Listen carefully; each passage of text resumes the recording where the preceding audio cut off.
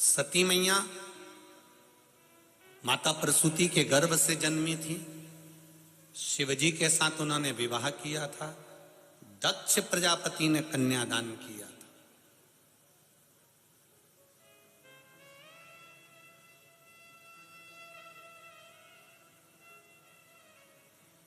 अब दक्ष प्रजापति ने कन्यादान करा, इसके बाद भी अपने जमाई से इतना बैर क्यों है?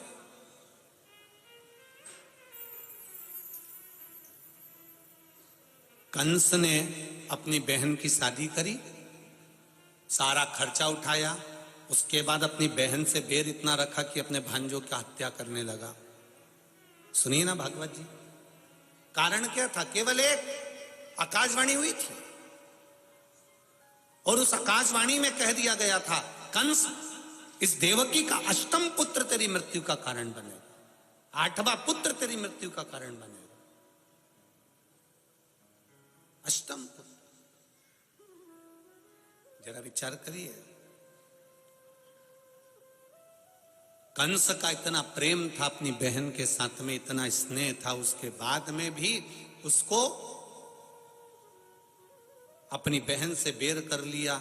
और दक्ष प्रजापति का सती के प्रति कितना प्रेम था कि मां जगतजननी की आराधना कर रहा है दक्ष प्रजापति, मां दुर्गा की आराधना कर रहा है दक्ष प्रजापति, और देवी जी प्रसन्न होकर बोलती है, मांग दक्ष तुझे क्या चाहिए? दक्ष कहता है मेरे घर में एक बेटी हो जाए। तो मां जगतजननी कहती है तेरे घर में पहले से 60 लड़कियां जन्म ले चुकी हैं, तेरे घर में 60 कन्याओं ने पहले से जन्म ले चुकी हैं, 60 कन्याओं का जन्म हो चुका है, और 60 बेटियां जन्म लेने के बाद फिर लड़की मांग रहा, फिर बेटी मांग रहा। अरे जरा विवेक रखो दक्ष प्रजापति, इतनी लड़कियां होने के बाद तो लोग लड़का मांगते हैं और तू लड़की मांग रहा। दक्ष प्रजापति कहते हैं, मां बेटा एक कुल को ताड़ता है और बेटी 2 कुल को ताड़ देती है, 2 कुल को बेटियां ताड़ती। पर मेरा बेटियों से एक निवेदन हर पल, हर घड़ी, हर क्षण रहा है। जिन माता और पिता ने तुम्हारी परवरिश में पूरी जिंदगी निकाल दी, तुम्हें अच्छा कॉलेज, अच्छा स्कूल, अच्छी एजुकेशन दी है, कपड़े पहनने के लिए मना नहीं करा,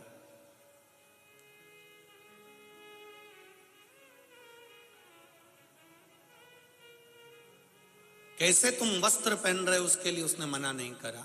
बस मेरा बेटियों से इतना सा निवेदन है कि अपने माता पिता को कन्यादान का मौका जरूर देना, उसको वंचित मत रख देना, उसको कन्यादान का मौका दीजिए। और एक बात अभी तक कथा में नहीं कही जो आज कहने जा रहे हैं, आपको अच्छी लगे तो उत्तर प्रदेश की मां गंगा के घाट पर जो कथा हो रही है, ये कल्याणपुर कानपुर की, आपको अच्छा लगे तो अपने जीवन में उतारिएगा। नवयुवक बेटे और बेटियों से निवेदन है, ड्रेस और एड्रेस ये दोनों अगर सही हैं तो आप उन्नति की सीढ़ी पर चढ़ जाओगे। जम के बोलो, क्या क्या? ड्रेस और एड्रेस अगर सही है तो आप उन्नति की सीढ़ी पर चढ़ सकते हो, आपको कोई नीचे उतार ही नहीं सकता।